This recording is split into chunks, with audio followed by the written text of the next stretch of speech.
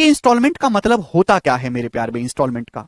तो मेरे प्यारे भाई ये बताओ, ध्यान से सुनेगा मेरे प्यारे, आपने मुझसे जो है 10,000 20,000 रुपए उधार लिए। कितने रुपए? 20,000 रुपए उधार लिए, 20,000 रुपीज उधार लिए। पहले आप कंसेप्ट समझो, आधे बच्चों को इंस्टॉलमेंट का मतलब ही नहीं पता कि इंस्टॉलमेंट क्या होती है, ठीक है ना। अब मेरी बात को ध्यान सुनेगा, अगर आज मुझसे इंस्टॉलमेंट नहीं समझ पाए आप लोग, तो जिंदगी में आपको कभी दोबारा मौका नहीं मिलेगा कि आपको इंस्टॉलमेंट कोई समझाए और आप इंस्टॉलमेंट कैलकुलेट करना सीख पाओ। सरकारी नौकरी लगने के बाद आप में से सारे लोग लोन जरूर लोगे बैंक से, चाहे गाड़ी खरीदने के लिए, चाहे घर खरीदने के लिए, या अपने एजुकेशन लोन उतारने के लिए, घर बनवाने के लिए, है भाई। और उस लोन में लगता है इंस्टॉलमेंट, और वो इंस्टॉलमेंट ही आपको ढंग से समझना है कि होता क्या है। तो प्यार से समझिएगा, पहले मैं आपको इंस्टॉलमेंट का कंसेप्ट समझाऊंगा। पहले मैं कंपाउंड इंटरेस्ट की इंस्टॉलमेंट समझाऊंगा, वो इजी है कैलकुलेट करना। सिंपल इंटरेस्ट की इंस्टॉलमेंट में थोड़ी कंफ्यूजन है, उसको बाद में समझेंगे। पहले सीआई की इंस्टॉलमेंट समझते हैं कि इंस्टॉलमेंट कैलकुलेट कैसे की जाती है। जैसे भाई मेरे दोस्तों, मैंने आपसे मेरे प्यारे भाई कितने रुपए उधार लिए? 20,000 रुपए उधार लिए, 20,000 रुपीज। आप बोलोगे हाँ जी सर, मैं आपको दे दूंगा उधार 20,000 रुपए, कोई दिक्कत नहीं है सर, आप जितना मर्जी चाहे वो ले लो। तो मैं, ठीक है, लेकिन मैंने आपसे बोला कि मैं आपसे ब्याज लूंगा। कितना ब्याज लूंगा? 10% पर एनम का ब्याज लूंगा, जो कि एनुअली कंपाउंड होगा, एनुअली कंपाउंड। आप बोलोगे हाँ जी सर बिल्कुल सही, एनुअली कंपाउंड। कितना होगा मेरे दोस्तों? एनुअली कंपाउंड होगा, यस और नो? आप बोलोगे हाँ जी बिल्कुल सही, एनुअली कंपाउंड होगा। फिर मैं आपसे कहता हूं कि भाई मैं आपको पैसा जो उधार दूंगा केवल 3 साल के लिए उधार दूंगा, 3 ईयर्स के लिए। आप बोलोगे हाँ जी सर बिल्कुल सही। तो मेरे प्यारे भाई आप मेरी बात को समझिएगा जो मैं आपको समझाना चाहता हूं। मैंने आपको 20,000 रुपए उधार दिए, आपने बोला कि सर बिल्कुल दे दो, 10% का आप मुझसे चक्रवृद्धि ब्याज लेना, 3 साल बाद आपको पैसा लौटा लूंगा। तो सिंपल जिंदगी क्या है, अगर आप मुझे 3 साल बाद पैसा लौटाने आओगे, तो आप मुझे बताओ कि आपको अपना कर्जा खत्म करने के लिए कितना पैसा चुकाना पड़ेगा। आपको अपना कर्जा खत्म करने के लिए बच्चों कितना पैसा चुकाना पड़ेगा? जवाब दीजिएगा, करो, ये मुझे बताइएगा। भाई मैंने आपको 20,000 रुपए उधार लिए, ठीक है भाई। आप बोलोगे हाँ जी सर कोई दिक्कत नहीं, लेने दो। ब्याज की दर 10% पर एनम का कंपाउंड इंटरेस्ट है, 3 साल के लिए उधार दिया। अगर आप कर्जा वन टाइम में सेटल करना चाहते हो, तो 3 साल बाद आपको अपना कर्जा खत्म करने के लिए मुझे कितना पैसा चुकाना पड़ेगा 3 साल बाद? बताइए बच्चों। तो प्यारे स्टूडेंट ध्यान से समझिएगा कि सर अगर ब्याज की दर 10% है, तो 1 साल में 10% ब्याज है, 3 साल में होगा 10 का सक्सेसिव 33.1% ब्याज होगा, 33.1% ब्याज होगा।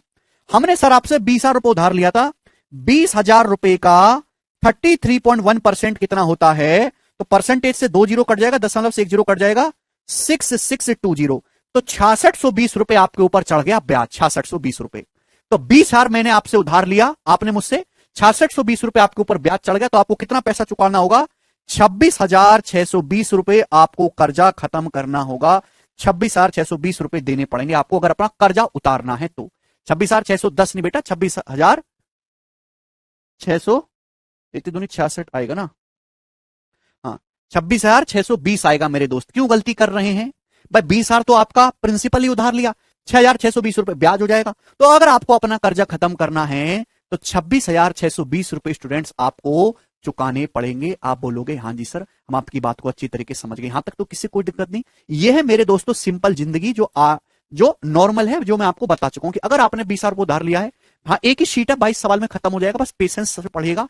किसी भी बच्चे को इंस्टॉलमेंट होता क्या पता नहीं होता, बस वो रट लेते हैं, और रटी रटाई चीजें दिक्कत करती हैं। 10% का ब्याज की दर है।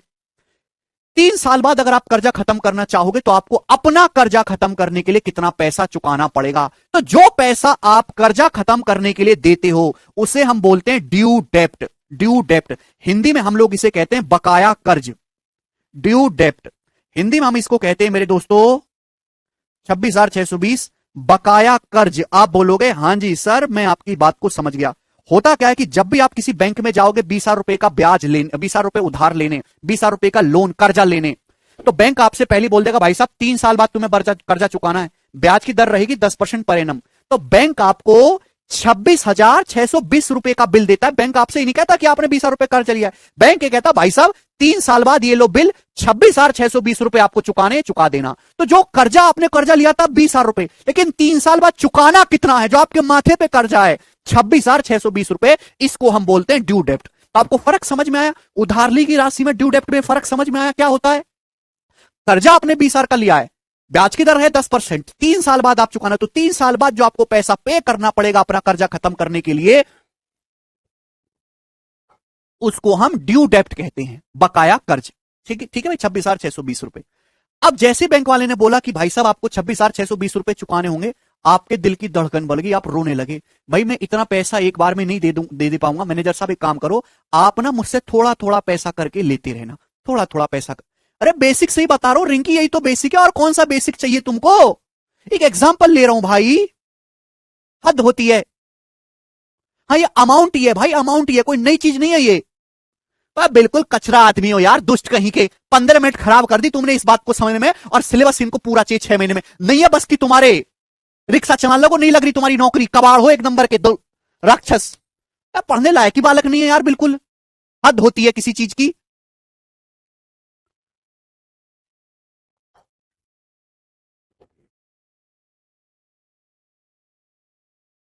फिर से बोल रहा हूं यार, एक इतनी सी बात को समझने में 15 मिनट लगा देते हो, पता नहीं क्या पढ़ाई करोगे तुम लोग। 20,000 रुपए आप बैंक में जाओगे उधार लेने के लिए, बैंक वाला बोलेगा ले ले बेटा कोई दिक्कत नहीं, ब्याज की दर लगेगी 10% पर एनम कंपाउंड टेस्ट। 3 साल बाद तुम्हें कर्जा चुकाना है, तो 3 साल बाद जो अमाउंट हो जाएगा वो 26,620 होगा, जो अमाउंट है 3 साल बाद चुकाना है। ठीक है जी, आप बोलोगे हाँ जी सर। आप बोलोगे मैं पैसा एक साथ पे नहीं कर पाऊंगा, थोड़ा थोड़ा करके पे करूंगा।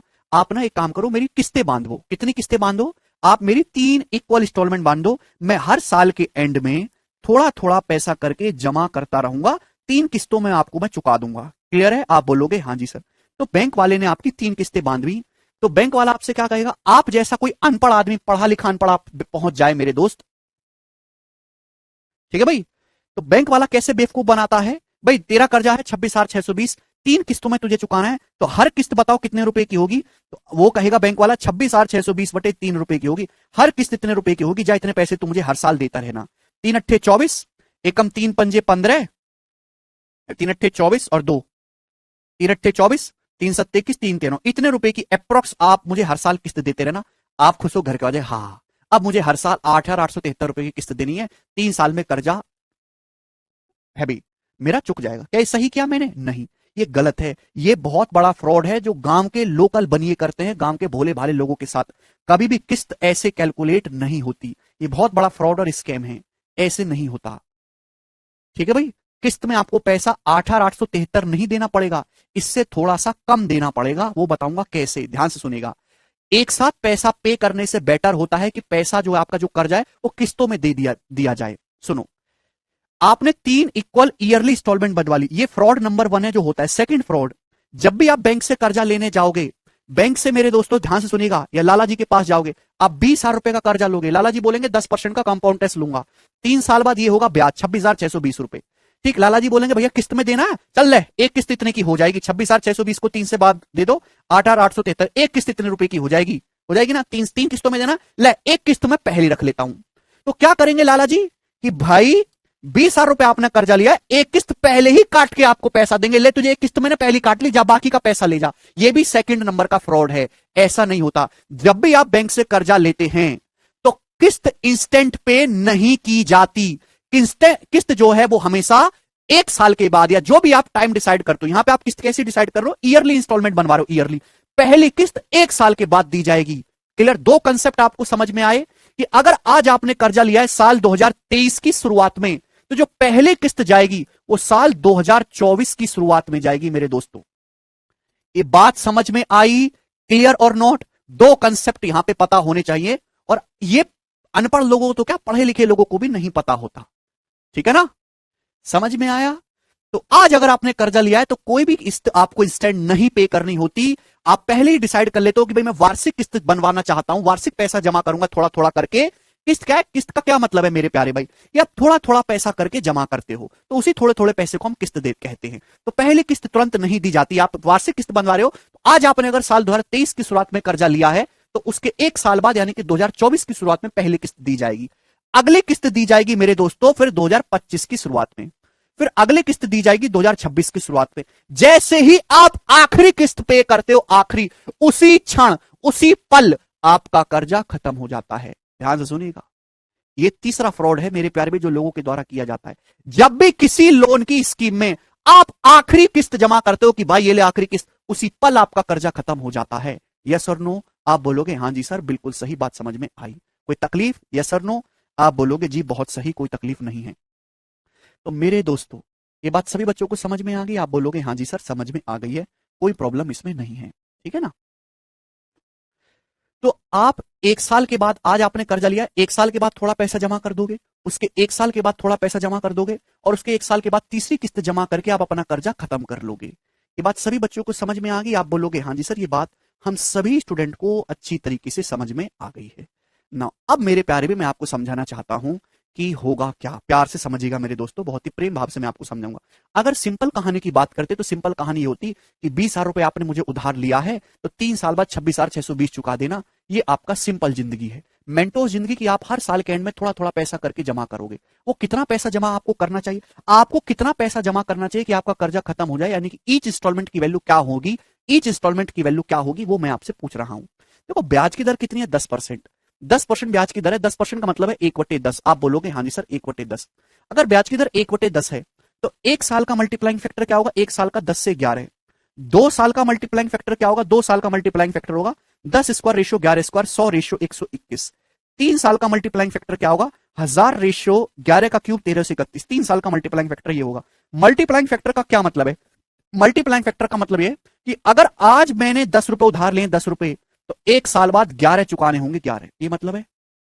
आप बोलोगे हाँ जी सर, अगर आज मैंने 10 रुपए उधार लिए तो एक साल बाद 11 चुकाने होंगे।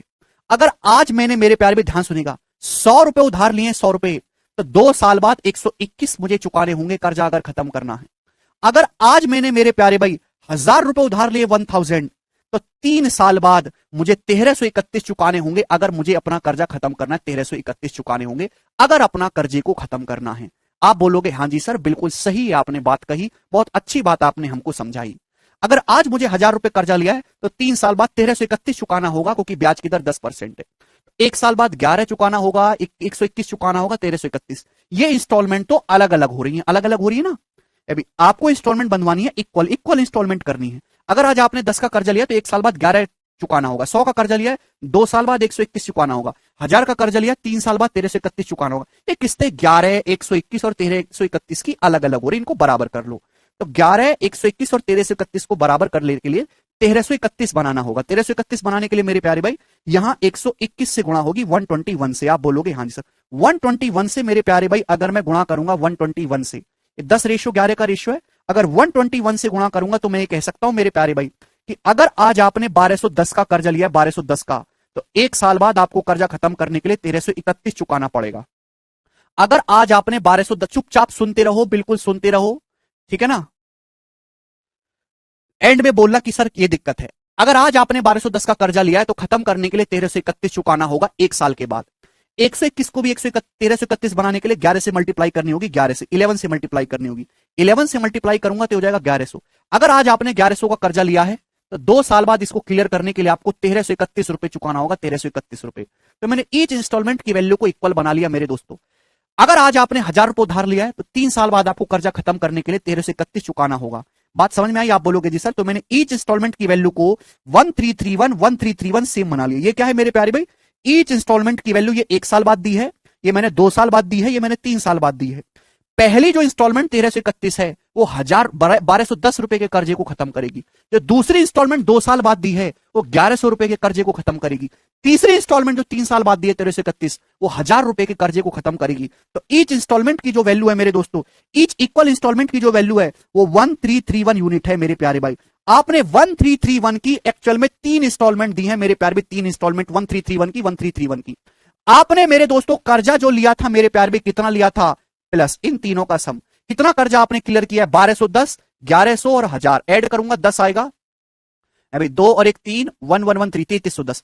3310 का आपने कर्जा क्लियर किया है। 3310 रुपए का आपने कर्जा क्लियर किया 1331, 1331, 1331 की 3 किस्तें देके। जबकि 3310 की वैल्यू सवाल में कितनी दे रखी है? आपने कर्जा कितना लिया, उधार कितना लिया? 20,000। अगर 3310 रुपए की वैल्यू मेरे दोस्तों 20,000 रुपए के बराबर है, 20,000 रुपीज के बराबर है, तो एक यूनिट की वैल्यू कितनी होगी? 20,000 बटे 3310, ये एक यूनिट की वैल्यू होगी। 1331 यूनिट की वैल्यू क्या होगी? Multiply by 1331। ये ईच इंस्टॉलमेंट की वैल्यू आ गई, प्रत्येक किस्त की राशि आ गई। मतलब अगर आपको अपना कर्जा खत्म करना है तो एक इंस्टॉलमेंट इतने रुपए की होनी चाहिए, ना कि बटे 3 करना है। इसको जरा कैलकुलेट करो, 20,000 डिवाइडेड बाई 3310 मल्टीप्लाई बाई 1331, क्या 8042 रुपए अप्रोक्स। तो अप्रोक्स मेरे दोस्तों 8,042 रुपए की आपको किस्त पड़ी, 8,042 रुपए की। तो यानी कि अगर आपको अपना कर्जा खत्म करना है तो आपको किस्त केवल 8,042 रुपए की ही देनी पड़ेगी। मतलब मेरे दोस्तों ये बात आप सभी बच्चों को समझ में, ईच इंस्टॉलमेंट की जो वैल्यू होगी वो केवल 8,042 रुपए की होगी मेरे दोस्तों, 8,042 रुपए की। ठीक है, मतलब वो गलत है। अभी बैंक वाला आपसे ऐसे नहीं कह सकता कि भाई साहब आपके ऊपर टोटल कर्जा 3 साल बाद 26,620 है, 3 साल बाद आपका ड्यू डेप्ट बकाया कर्जी है, इसकी ये लो बटे 3 की किस्त बांध दे रहा हूं मैं आपको, 3 अट्ठे 24, 3 अट्ठे 24, 3 6 18 और ये 3 अभी 3 सत्ते 21, ये लो, ये आपकी किस्त बन गई। ये किस्त नहीं होगी, ऐसे नहीं होता भैया, आपकी किस्त केवल 8,042 रुपए की होगी। फायदा क्या? टाइम से पहले पैसे देने का फायदा क्या हुआ? जब आपको कुछ सहूलियत ना हो। मतलब ईच इंस्टॉलमेंट केवल आप अगर 8,042 8,042 8,042 हर साल के एंड में जमा करोगे मेरे प्यारे भाई, तो आपका ये जो कर्जा है उतर जाएगा 20,000 रुपए। आप बोलोगे हां जी सर बिल्कुल सही, कोई दिक्कत नहीं है। यानी कि आपने 8,042 की 3 किस्तें दी, तो आपने बैंक वाले को टोटल कितना पैसा पे किया? आपने मेरे दोस्तों 3 दूनी 6, 3 चौक 12, 3 अट्ठे 24, आपने 24,126 रुपए ही बैंक को पे किया। ये पैसा आपने बैंक में जमा किया या पे किया मेरे दोस्तों, 24,126। क्लियर है? आप बोलोगे हां जी सर बिल्कुल सही, कोई दिक्कत नहीं। अगर आप एक साथ इकट्ठा पैसा जमा करते तो आपको 3 साल बाद 26,620 रुपए देना पड़ता। चुपचाप सुनते रहो मेरे प्यारे भाई, आपने थोड़ा थोड़ा पैसा करके जमा किया, हर साल 8,042 रुपए की किस्त जमा की, तो 24,126 रुपए मेरे दोस्तों आपने पे किया। मतलब जहां आपका ब्याज 20,000 पे 6,620 रुपए का ब्याज लग रहा था पहले, वो ब्याज आपको केवल 20,000 पे कितना देना पड़ा है? घटाओ, 4,126 रुपए ही ब्याज देना पड़ा। क्लियर है ना? 20,000 रुपए का आपको कितना पे करना पड़ा? 24,126 रुपए पे करना पड़ा। ठीक है जी।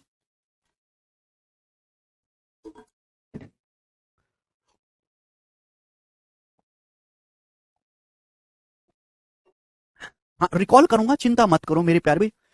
सर 3310 कैसे आया? बेटा मैंने इन तीनों को जोड़ा, इन तीनों को मैंने ऐड किया, ऐड करने पर 3310 आया है। ये ना जो आपने किस्त बंधवाई है ना, वो इक्वल इंस्टॉलमेंट बंधवाई है, इक्वल वार्षिक किस्त ना इक्वल है। देखो शब्द लगा इक्वल, इसलिए मैंने यहां पे ईच किस्त को इक्वल बनाया। ध्यान सुनियो, अगर ब्याज की दर 10% है तो 1 साल का मल्टीप्लाइंग फैक्टर होगा 10 से 11, 2 साल का मल्टीप्लाइंग फैक्टर होगा बच्चों 100 से 121, 3 साल का मल्टीप्लाइंग फैक्टर होगा 1,000 से 1,331, 3 साल का मल्टीप्लाइंग फैक्टर होगा बच्चों 3 साल का। यानी कि मेरे दोस्तों ये कहानी है 1 साल की, ये कहानी है 2 साल की, और ये कहानी है स्टूडेंट 3 साल की। बोलो, अगर आज आपने मेरे दोस्तों 10 रुपए का कर्जा लिया है तो 1 साल बाद 11 रुपए चुकाना होगा। अगर आज आपने 100 का कर्जा लिया है तो 1 साल बाद 121 चुकाना होगा। आज आपने 1,000 का कर्जा लिया है तो 3 साल बाद 1,331 चुकाना होगा। ये जबकि आप ये किस्त बंद गई बेसिकली ना भाई, 1 साल बाद 11 रुपए दे दो बैंक में, 121 दे दो, 1,331 दे दो, कर्जा उतरता रहेगा आपका। लेकिन आप चाहते हो बराबर किस्तें हो, तो 11, 121 और 1,331 को बराबर करने के लिए यहां मैंने 11 से गुणा कर दी, यहां मैंने 121 से गुणा कर दी। तो मैंने हर किस्त को, ईच इंस्टॉलमेंट को 1,331 रुपए की बना लिया कि भाई 1 साल बाद भी 1,331 दूंगा, 2 साल बाद भी 1,331 दूंगा, 3 साल बाद भी 1,331 दूंगा। तो मेरा कर्जा कितना क्लियर होगा, कितना मैं कर्जा उतार लूंगा। तो जब मैं 11 से ये गुणा करता हूं तो 1 साल बाद जो मैंने 1,331 पे किया है ये 1,210 के कर्जे को खत्म करेगा। 2 साल बाद जो मैंने 1,331 दिया है वो 1,100 के कर्जे को खत्म करेगा। आज जो आपने 1,000 रुपए उधार लिया है वो 3 साल बाद उसको चुकाने के लिए 1,331 देना पड़ेगा। यानी कि जो 1,331 रुपए जो आपने बैंक वाले को 3 साल बाद दिया है, वो आपने 3 साल पहले 1,000 रुपए का कर्जा लिया होगा उसको खत्म करेगा। 1 साल बाद जो आपने 1,331 रुपए पे किया है, 1 साल पहले आपने 1,210 का कर्जा लिया होगा उसको किया होगा मेरे दोस्तों। ठीक है ना? 1,000, तो तीनों को जब मैं ऐड करूंगा तो 3,310 रुपए का आपने टोटल कर्जा लिया, जबकि आपने टोटल कर्जा तो 20,000 रुपए का लिया था। इन तीनों को ऐड करो, आपने टोटल कर्जा दिस प्लस दिस ये क्लियर किया, 3,310 ऐड करने पर आया, जबकि टोटल कर्जा तो आपने 20,000 रुपए का लिया है। तो एक यूनिट की वैल्यू 3,310 से भाग करेंगे, ईच इंस्टॉलमेंट की वैल्यू 1,331 रुपए, यहां पे कैलकुलेट करने पर आया 8,042। वैसे आपको पे करना पड़ रहा था 3 साल बाद इतना, लेकिन जब आप 3 इंस्टॉलमेंट देते हो 8,042 की, तो आपको केवल इतना पैसा ही पे करना पड़ा। यानी कि ब्याज पहले 6,620 लग रहा था, लेकिन इंस्टॉलमेंट में जमा करने की वजह से ये ब्याज लगा। अब आपके मन में डाउट आ रहा होगा, इस हिसाब से तो बैंक डूब जाएगी, बैंक को तो घाटा हो गया। एक्चुअली इंस्टॉलमेंट का कंसेप्ट क्या है मेरे दोस्तों? पैसा जो है ना, पैसा पैसा जो है वो बहुत बुरी चीज है। पैसे की कीमत पैसे की कीमत इस बात से डिसाइड होती है कि पैसा किसके पास है। पैसे की कीमत इस बात से डिसाइड होती है। बैंक कभी भी पैसा अपनी जेब में नहीं रखता। बैंक पैसा रखता है मार्केट में। बात समझिए, मार्केट में बैंक पैसा डालता है और उधार पे पैसा देता है और वहां से ब्याज कमाता है। ये बैंक का बिजनेस मॉडल है। यही कहानी इंस्टॉलमेंट में काम करती है। देखो, अगर मेरे प्यारे भाई दोनों ही केसेस में बैंक को बराबर फायदा है, सुनो, दोनों ही केसेस में बैंक को कोई नुकसान नहीं है, फायदा केवल ग्राहक को है। ध्यान सुनिएगा, ना बैंक को कोई फायदा नुकसान है, ना ग्राहक को कोई फायदा नुकसान है। कैसे? अब आप मेरे दोस्तों समझिएगा मेरे प्यारे भाई। सिंपल कहानी यह है कि आप 20,000 रुपए उधार लो, ब्याज की दर 10% है, 3 साल बाद बैंक में जाके 26,620 रुपए जमा कर दो, क्योंकि 3 साल में 33.1% ब्याज रहेगा। तो ये पैसा 3 साल के लिए किसके पास रहा? ग्राहक के पास रहा। 3 साल बाद ग्राहक ने जमा किया, तो 3 साल तक पैसा ग्राहक के पास रहा मेरे दोस्तों। 3 साल तक बैंक के पास कोई पैसा नहीं रहा, वो ग्राहक के पास रहा। इसलिए ग्राहक से मेरे दोस्तों बैंक ने 6,620 रुपए का ब्याज ले लिया।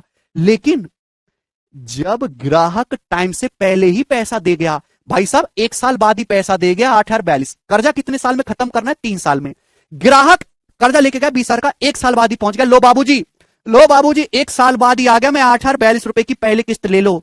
तो इस पैसे को बैंक अपने पॉकेट में रखेगा, इस पैसे को बैंक दूसरे ग्राहक को उधार दे देगा, ले भाई 8,842 तू उधार ले ले। तो ये जो पैसा बैंक के पास 3 साल बाद आना था, 3 साल बाद, वो पैसा बैंक के पास 1 साल बाद ही आ गया, और इस पैसे को बैंक दूसरे ग्राहक को देके वहां से ब्याज कमा लेगा। बैंक के ब्याज में कोई फर्क नहीं आया। आप बोलोगे हाँ जी सर बिल्कुल, हाँ मेंसुरेशन 2D खत्म हो गया विवेक, कोई फर्क आया क्या? ये है बिजनेस मॉडल, पीछे की कहानी, प्रॉपर कंसेप्ट है, जिंदगी की कहानी समझा रहा हूं। अर्जिता ब्याज की दर 10% है, 10 का सक्सेस 33.1% होता है। इसके 1 साल के बाद फिर से पहुंच गया मेरे दोस्तों 8,042 रुपए लेके। बैंक को एक्चुअली में पैसा 3 साल बाद मिलना था, 2 साल के एंड में मिल गया। जब 2 साल के एंड में ही पैसा मिल गया, तो बैंक के पास तो 1 साल पैसे ही पहले ही ना पहुंच गया पैसा, तो उस पैसे को बैंक दूसरे ग्राहक को उधार दे देगा और उससे ब्याज कमा लेगा। तो बैंक अपने ब्याज की पूर्ति कर लेगा, बैंक अपने ब्याज की पूर्ति कर ही लेगा। आप बोलोगे हाँ जी सर बिल्कुल सही। आप ये मत सोचो कि सर बैंक को तो घाटा हो गया, अभी 1 साल एक इकट्ठा पैसा लेता तो 26,620 मिलता, टुकड़ों में ले रहा है तो बैंक को केवल 24,126 ही मिला है, बैंक को तो घाटा हो गया। बैंक को कोई घाटा नहीं हुआ, जो पैसा टाइम 3 साल बाद मिलना था वो पैसा पहले ही मिल गया टाइम से।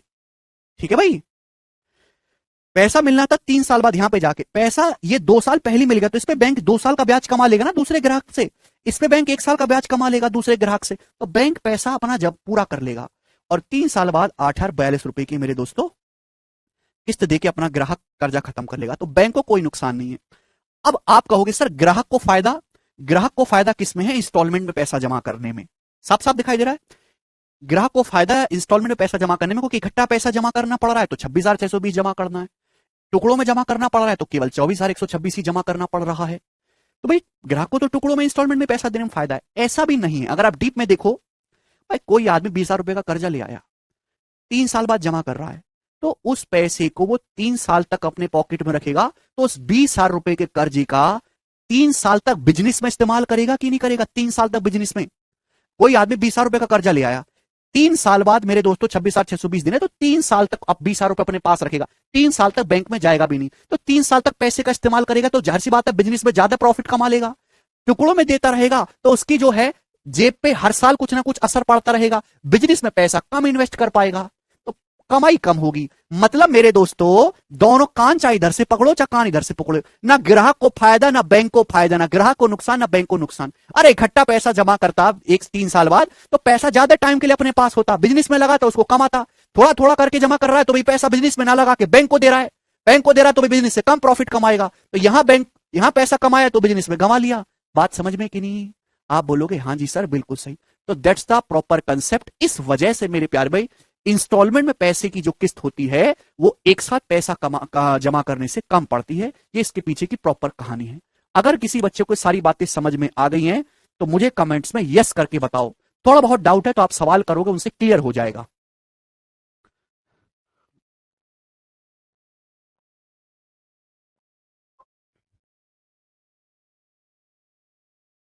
शाश्वत का बहुत अच्छा डाउट है, हमें ब्याज कम क्यों देना पड़ रहा है, प्रैक्टिकली समझा दो सर, मैथमेटिक्स में तो समझ गया, वेरी गुड शाश्वत। शाश्वत ने बहुत अच्छा डाउट पूछा है, बिल्कुल शाश्वत तुम्हारा डाउट क्लियर करेंगे। ये डाउट है बेटा, ऐसा डाउट होता है? देखो, अगर आप किसी आदमी से पैसा उधार लेते हो तो आदमी आपसे ब्याज वसूलता है, बैंक आपसे ब्याज वसूलता है, ठीक है ना? आप बोलोगे हाँ जी सर। अगर आप कर्जा, आप बैंक में टाइम से पहले ही पैसा जमा करने लगो, टाइम से पहले ही, तो आपका भी हक बनता है कि आप भी बैंक से ब्याज वसूलो, आप भी बैंक से ब्याज वसूलो। आप अगर 3 साल बाद पैसा जमा करते तो 26,620 रुपए जमा करते, लेकिन आप 1 साल बाद ही 8,42 रुपए लेके पहुंच गए, तो आप बैंक से करोगे भाई देख, पैसा मुझे 3 साल बाद देना था, 1 साल बाद ही ले आया तेरे पास, ये 8,42 रुपए तेरे पास में 2 साल पहले ले आया, तो इस 8,042 पे 2 साल का जो ब्याज बनता है ना, इस 8,042 पे जो 2 साल का ब्याज बनता है, वो मुझसे मत ले, वो किसी दूसरे ग्राहक से ले ले। ये 8,042 तेरे को दे दिए ना मैंने, इस पे जो ब्याज बनता है ना 2 साल का, वो मुझसे मत ले, वो दूसरे ग्राहक को उधार देके उससे ले ले। तो इस वजह से आपको मेरे प्यारे भाई कम ब्याज देना पड़ा, क्योंकि आप टाइम से पहले ही पैसा जमा कर रहे हो। अब 2 साल बाद पहुंच गए 8,042 लेके, पैसा आपको 3 साल बाद जमा करना था, आप 1 साल पहले पहुंच गए 8,042 लेके, तो आप कहोगे बेटा देख, पैसा तो 3 साल में देना था, 1 साल पहले दे रहा हूं ना तेरे को 8,042। हाँ जी हाँ, एक काम कर, इस पे जो 1 साल का ब्याज लगना वो मुझसे मत ले, वो दूसरे ग्राहक से ले ले, उसको उधार देके मुझको कम ब्याज दे। यही होता है कहानी। प्रैक्टिकल भी समझा है, मैथमेटिकल भी समझा है मैंने आपको, ठीक है ना? और कहीं भी आप पढ़ लीजिएगा पूरे भारत में, केवल आपको ये रटा दिया जाएगा कि ये ऐसे कर लेना, ऐसे कर लेना, इसको इक्वल बना देना, ये इंस्टॉलमेंट हो जाएगी, आपका उत्तर आ जाएगा। ये पीछे की कहानी कोई नहीं बताता मैथमेटिकली और प्रैक्टिकली कि किस्त होती क्या है, क्योंकि ये केवल गणित की बात नहीं है, जीवन की भी बात है, लाइफ की। कोई बैंकिंग का आदमी तो आपको समझाएगा नहीं है भी, कोई बैंकिंग का आदमी तो आपको समझाएगा नहीं नुकसान है। और जो सीए वगैरह जो हैं, उनकी ये सब चीजें समझाने के, जो शेयर मार्केट वगैरह जो होते हैं, जो सीए वगैरह, उनके जो कोर्सेज होते हैं, जैसे विवेक बिंद्रा सर टाइप के 1-1 लाख रुपए के कोर्स होते हैं इन सब चीजों को समझाने के लिए, वो कोर्स आप ज्वाइन करोगे नहीं तो आप जिंदगी में कभी सीखोगे नहीं, ठीक है ना? इसलिए मैंने आपको समझाया कि अब आपका कोई बेवकूफ नहीं बना सकता। अगर आप अपने कार पे जाके लोन लोगे तो आप खुद ही हिसाब लगा लोगे कितने की इंस्टॉलमेंट बनेगी भाई, कोई पागल नहीं बनाएगा, ठीक है भाई? बिल्कुल धर्मेंद्र, पैसा फिक्स उतना ही देना है, चाहे अभी दो चाहे बाद में दो, बिल्कुल सही धर्मेंद्र भाई। चलेगा, आगे चलते हैं। दूसरी बात, इंस्टॉलमेंट को प्यारे भाई हम ईएमआई भी बोल देते हैं, इंस्टॉलमेंट को ही हम ईएमआई बोल देते हैं, ईएमआई। ईएमआई कुछ और मत समझ लेगा, इंस्टॉलमेंट बस मंथली, यहां ईयरली मैंने आपको बताया है, मंथली इंस्टॉलमेंट जो होती है उनको हम ईएमआई बोल देते हैं। मासिक जो आप किस्त बनवा लेते हो उसी को हम ईएमआई बोलते हैं, ईएमआई, ठीक है ना? ईएमआई। नाउ अब आपके मन में डाउट आ रहा होगा, सर एक चीज बार बार सुनते हैं, कैश डाउन पेमेंट, जिंदगी में भी और सवालों में भी ये क्या होता है, कैश डाउन पेमेंट क्या होता है, कैश डाउन पेमेंट क्या होता है, जवाब दीजिएगा। कैश डाउन पेमेंट, ठीक है ना? ईएमआई, ईएमआई का मतलब है मंथली किस्त मेरे प्यारे भाई, जो किस्त मंथली जमा की जाती है हम उसको ईएमआई बोलते हैं, ठीक है ना? Cash down payment. अब कैश डाउन पेमेंट का मतलब क्या है मैं आपको समझाता हूं। सपोज आप मार्केट में, जब आपकी नौकरी लग जाएगी, सरकारी नौकरी लग जाएगी, तो ज्यादातर बच्चों को बाइक का शौक होता है, वो कौन सी, चलिए बुलेट, बुलेट खरीद के लाते हैं वो बाइक, बाइक वो खरीदने जाते हैं बुलेट, बुलेट के शोरूम पे बाइक है 1,60,000 रुपए की, 1,60,000 रुपए की, शोरूम में चले गए, बाइक लगी हुई है 1,60,000 रुपए की है, सेल्समैन के पास गए, बोला हमें बाइक लेनी है, वो बोलेगा 1,60,000 रुपए के भाई साहब, तो आप बोले इतना पैसा तो नहीं है मेरे पास। तो मेरे प्यारे भाई, हर प्रोडक्ट की, हर सामान की एक कैश डाउन पेमेंट होती है। अगर आपको बाइक चाहिए, ऐसा नहीं कि आपके पास 1,60,000 रुपए होगा तो ही आप बाइक खरीद सकते हो, हर प्रोडक्ट का हर कंपनी एक प्राइस निकालती है, कि अगर वो कंपनी डिसाइड करती है, आप डिसाइड नहीं करते, कि भाई 1,60,000 रुपए में से 50,000 रुपए तो तुम कैश जमा करो, 50,000 रुपए तो तुम इंस्टेंट जमा करो, कैश में या कार्ड से कोई फर्क नहीं पड़ता। 50,000 रुपए अगर किसी आदमी के पास हैं, वो इंस्टेंट हमारी कंपनी में जमा करे, और बाकी का मेरे दोस्तों जो बचा 1,10,000 रुपए, इसका हम जो है लोन करवा देंगे, इस पे हम आपको ब्याज दिलवा देंगे।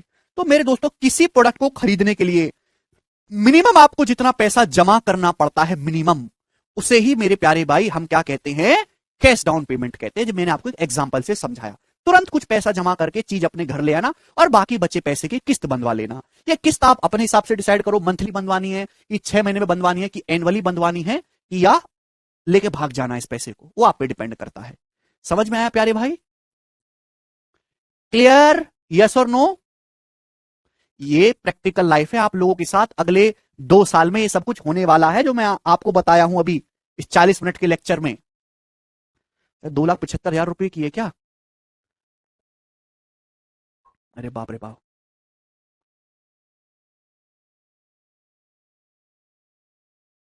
ठीक है ना? तो सभी को समझ में आया कैश डाउन पेमेंट क्या होती है? एग्जाम्पल से समझाना बेस्ट है रादर देन घसीटने के गणित में पी और आर मान के। मैंने आपको एग्जाम्पल समझाया, अब हम इस पे बेस सवाल करेंगे। विपिन कह रहे हैं सर लेके भाग सकते हैं। गवर्नमेंट जॉब करने की यही तो नुकसान है कि अगर आपने कहीं से कर्जा लिया तो आप लेके नहीं भाग सकते, वो आपको चुकाना ही पड़ेगा। चाहे आपने पर्सनल कर्जा लिया हो चाहे किसी सरकारी से कर्जा लिया हो। तो बिजनेसमैन में ही पावर है कि वो पैसा लेके भाग जाता है, विदेशों में सेटल हो जाता है। गवर्नमेंट जॉब वाला तो भाग ही नहीं सकता। इसलिए गवर्नमेंट जॉब वाले को सैलरी के बेसिस पे लोन जल्दी मिल जाता है प्राइवेट की तुलना में। ठीक है ना? लोन लेने में कोई बुराई नहीं है, हर आदमी लोन लेके ही काम करता है। अडानी जी पे देखो कितना लोन है, थर्ड रिचेस्ट बने कि नहीं बने? ऐसे ही एवरी आदमी पे लोन है, बिना लोन के आदमी तरक्की कर ही नहीं सकता, है ना?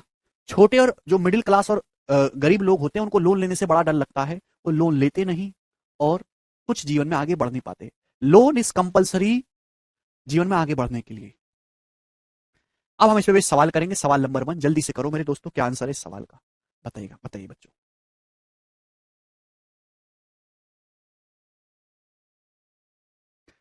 नहीं रवि, सिंपल इंटरेस्ट भी बताऊंगा, पहले कंपाउंड इंटरेस्ट के सवाल तो कर लो आप जी। एक मोबाइल फोन अवेलेबल है, a mobile phone is available for 7,980,860 by cash payment और by paying cash of 60,000 as down payment at the remaining amount in 3 equal annual installment. If shopkeeper charges interest at the rate of 10% per annum compounded annually, then the amount of each installment। बहुत ही अच्छा प्यारा सवाल है मेरे प्यार में कि एक मोबाइल फोन आपको खरीदना है, दो तरीके खरीदने के, या तो 7,9,860 जमा करो घर को मोबाइल ले आओ, या फिर 60,000 रुपए मेरे दोस्तों कैश डाउन पेमेंट करो और बाकी की किस्त बनवा लो, तीन, बाकी की 3 इक्वल ईयरली किस्त बनवा लो। तो 7,9,860 में से 60,000 घटाओगे तो आपने कितने की राशि किस्त बनवाई है? 19,860। 19,860 रुपए की मेरे दोस्तों आपने किस्त बनवाई है। 3 इक्वल आपने इंस्टॉलमेंट करी है ईयरली, 3 इक्वल ईयरली इंस्टॉलमेंट करी है। ब्याज की दर 10% है, 1/10। ब्याज की दर 1/10 है तो मल्टीप्लाइंग फैक्टर 11/10 होगा। प्रत्येक किस्त की राशि क्या होगी आपको बताना है।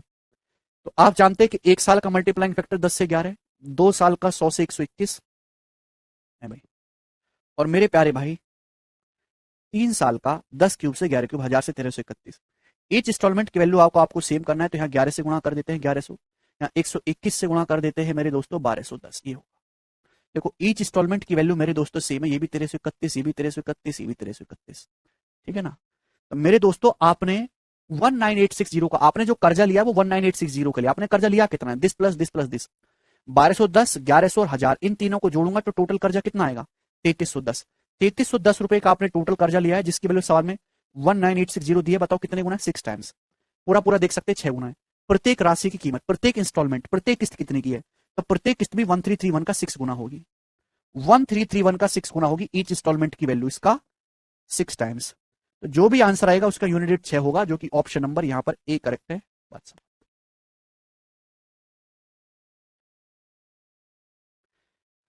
ठीक है, तो ये आपको करना है रेशियो से, कोई फॉर्मूला वगैरह आपको याद नहीं करना है। इसको फॉर्मूला वगैरह याद करना है वो कृपया कहीं और चला जाए, यहां से ना पढ़े, रेशियो ही सिखाता हूं मैं। आगे चलेंगे, बताइएगा जल्दी से करो।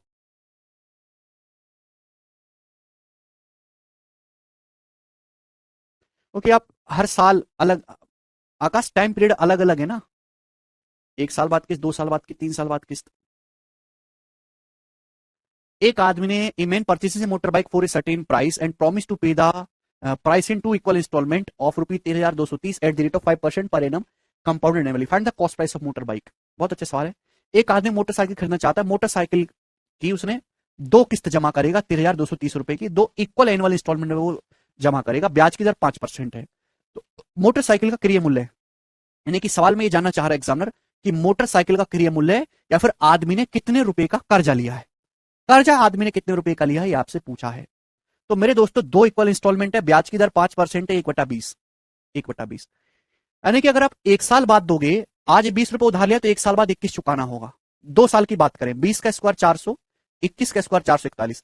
आज 400 रुपए उधार लिए तो 2 साल बाद 441 चुकाना होगा। आप बोलोगे हाँ जी सर, है भाई, किस सेम होनी चाहिए। अगर 441 है तो यहां भी 441 से गुणा कर लेते, 21 से गुणा, 21 दूनी 420, जगह 441। आप बोलोगे जी सर बिल्कुल सही, कोई प्रॉब्लम नहीं। तो ईच इंस्टॉलमेंट की वैल्यू 441 है। 441 की ही वैल्यू साल में 3230 रुपए दे रखी है, कितने गुना, 30 गुना, 30 टाइम्स। आप बोलोगे हाँ जी सर बिल्कुल सही। तो मोटरसाइकिल का आपसे क्रिया मूल्य, यानी आपने कितना कर्जा लिया था ये पूछा है। तो आपने जो कर्जा लिया था मेरे प्यारे भी 420 प्लस 400, 820 का आपने कर्जा लिया है, ठीक है ना। 820, 820 वैल्यू भी 30 गुना होगी।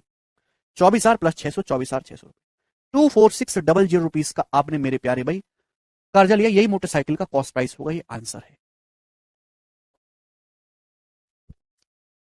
ये रहा मेरे प्यारे भाई, देख लो ना सवाल। मजा आया सवाल करके, मुझे लगता है मौज आ रही है आप लोगों की, ये बताइएगा। एक और सवाल है ऐसा ही, बस डाटा चेंज है, मुझे करके बता दो, मैं बिल्कुल नहीं बताऊंगा तुमको, बिल्कुल नहीं बताऊंगा। बस वहां 2 किस्त थी या 3 किस्तें हैं, मुझे करके बता दो जल्दी से क्या आंसर है इस सवाल का।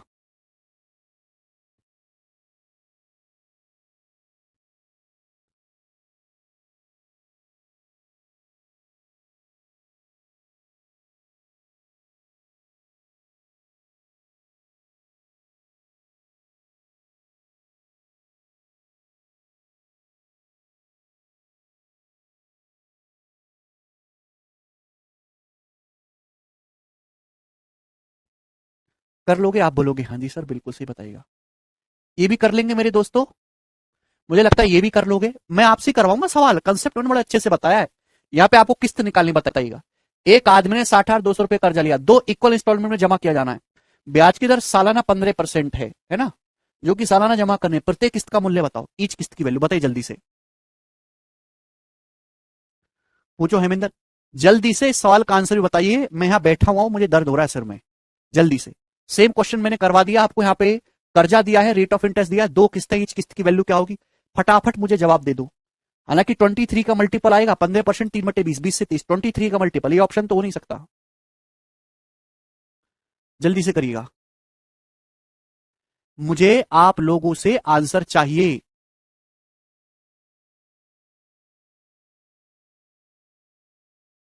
यार कोई ए ऑप्शन बोलता है, कोई सी ऑप्शन बोलता है, मेरा दिल दुखता है भाई। कम से कम आप ऐसे सवालों को तो सही बताओ।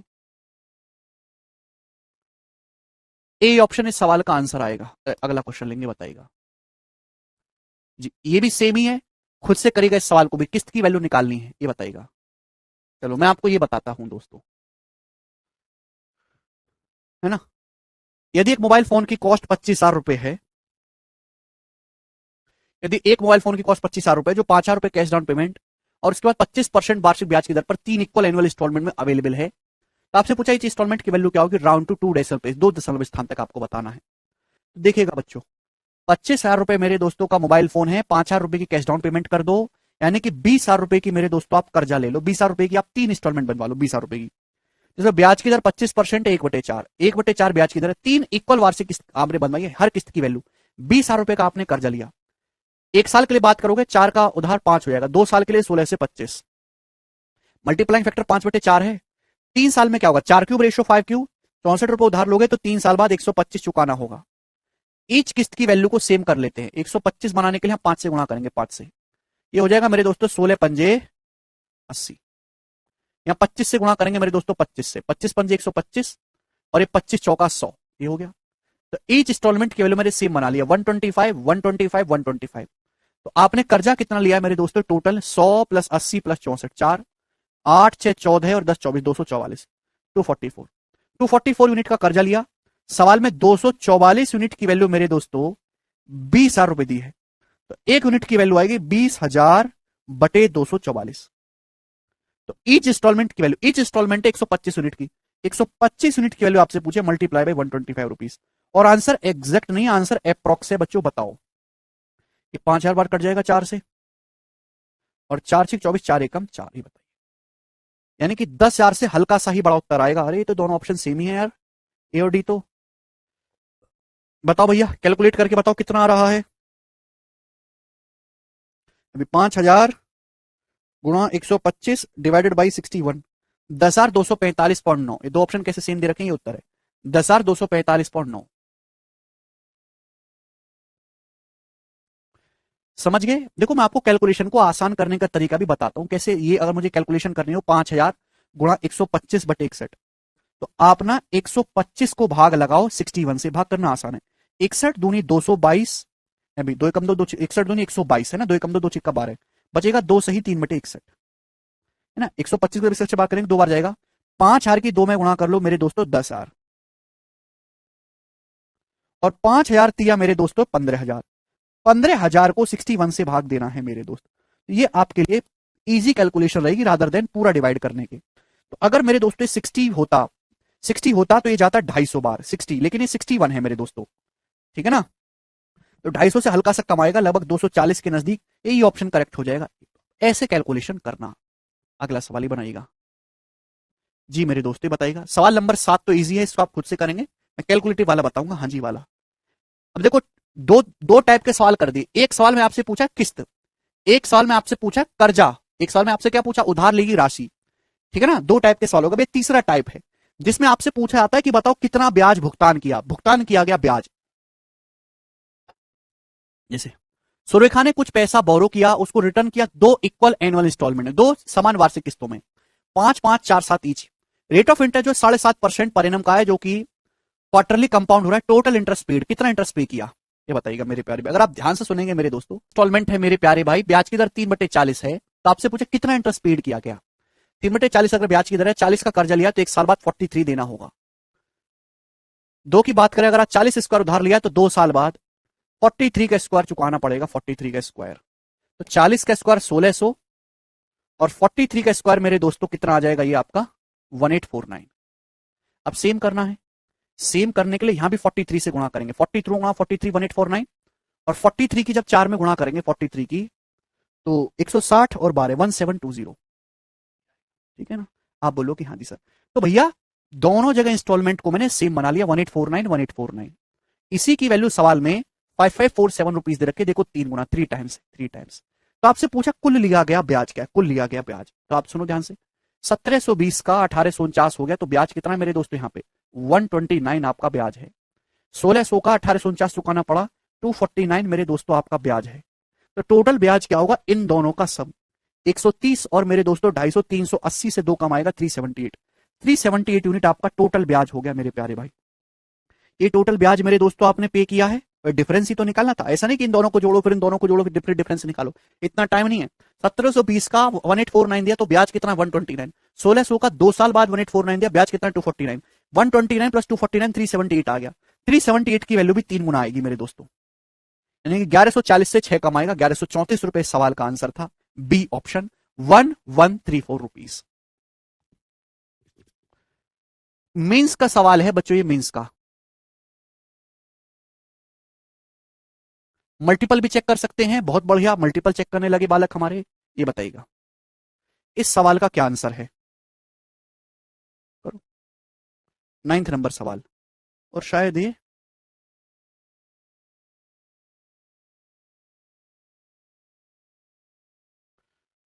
आखिरी। बताइएगा मेरे प्यारे भाई इसका क्या उत्तर है।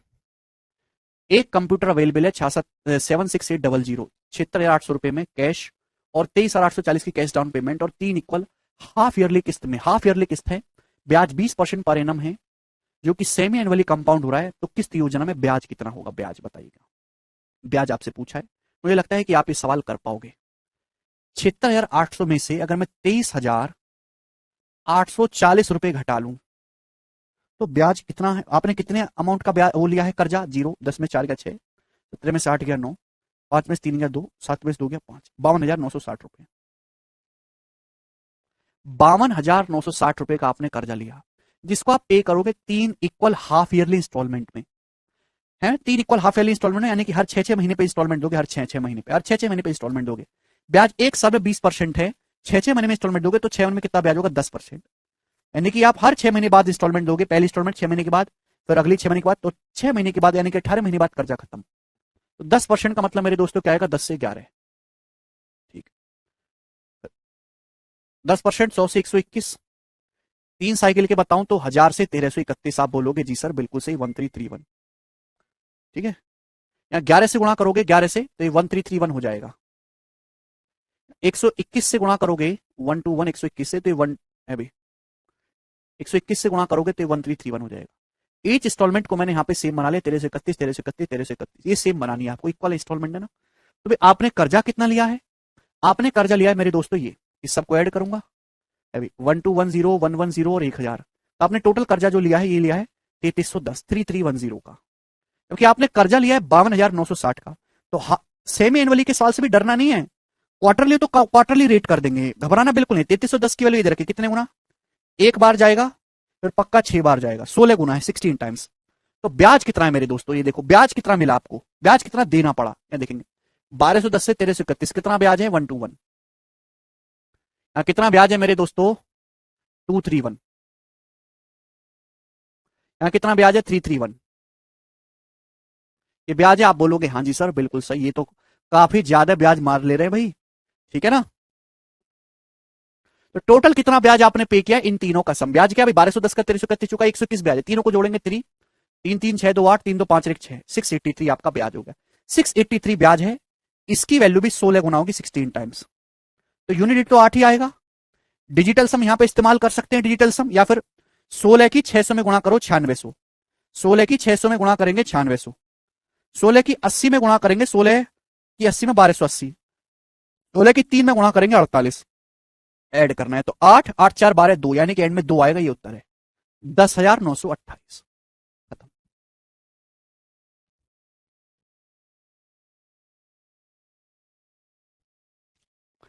कैलकुलेटिव बड़ा सवाल आ जाता है, ऑप्शन से इसको वो कर सकते हैं मेरे प्यारे भाई, ये बताइएगा।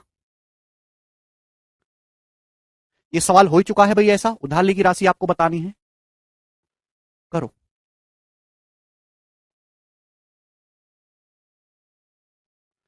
सवाल नंबर है 11, ये करिए 11 नंबर क्वेश्चन। एक आदमी ने कुछ पैसा उधार लिया बैंक से और उसने प्रॉमिस किया कि मैं 2 इक्वल एनुअल इंस्टॉलमेंट पैसा चुका दूंगा 12.5% के compound annually rate of interest से। अगर टोटल इंटरेस्ट जो पे किया गया है आदमी के द्वारा वो 7,020 रुपए है, जो टोटल इंटरेस्ट पे किया गया है, तो पूछा ईच इंस्टॉलमेंट की वैल्यू बताओ और टोटल उधार ली गई राशि। ब्याज की दर अगर 12.5% है, दैट मीन 1/8। तो आप 2 किस्तें देते हो मेरे प्यार भी, 2 किस्तें ना एनुअली। तो पहली किस्त जो होगी 1/8, यानी कि मेरे दोस्तों 8 से 9। दूसरी किस्त होगी 8 स्क्वायर से 9 स्क्वायर, यानी कि 64 से 81। क्लियर बात समझ में आई? आप बोलोगे हाँ सर। इक्वल है, समान किस्तें हैं 2, आप बोलोगे हाँ सर, तो इसको भी 9 से गुणा कर लेते हैं, 9 नाम 81, 9 72। ठीक है, तो मैंने ईच इंस्टॉलमेंट की वैल्यू को सेम बना लिया, 81 और 81। कुल ब्याज 7,020 देना पड़ा। 72 से 81 कितना ब्याज है? 9 का ब्याज है। 64 से 81 कितना ब्याज? 17 ब्याज है। तो ब्याज टोटल कितना हो गया? 9 + 17 यानी कि 26, 26। क्लियर है ना? आप बोलोगे जी सर 26 का ब्याज है, जिसकी वैल्यू सवाल में 7,020 दे रखी है। कितने गुना मेरे दोस्तों? 26 दूनी 52, 18 बचेगा, और 26 सत्ते 182, 270 टाइम 270 गुना, 270 गुना हो गया। तो आपसे कुल उधार ली राशि, कुल उधार सॉरी, आपसे ईच इंस्टॉलमेंट की वैल्यू पूछी है। ईच इंस्टॉलमेंट की वैल्यू 81, 81 की वैल्यू भी मेरे दोस्तों 270 गुना होगी। ठीक है भाई, 81 की वैल्यू 270 गुना होगी, ये ईच इंस्टॉलमेंट की वैल्यू आएगी मेरे प्यारे भाई, ठीक है ना। तो 729, 27 गुना 27, 729 का 3 गुना, 21870 रुपीज, ये ईच इंस्टॉलमेंट की वैल्यू आ गई मेरे प्यारे भाई। इसको सभी बच्चे समझ पाएंगे, ईच इंस्टॉलमेंट, प्रत्येक किस्त।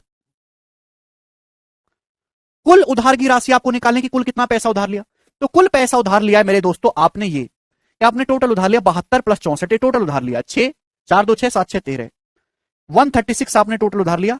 136 की वैल्यू आ जाएगी, 136 का 270 गुना करेंगे, यही आएगा 36,720। 2 सवाल यहां से बन सकते हैं। मुझे लगता है आपको ये बात समझ में आई है। कंपाउंड इंटरेस्ट की इंस्टॉलमेंट थी आज, इतना ही छोड़ते हैं दोस्तों, सिंपल इंटरेस्ट की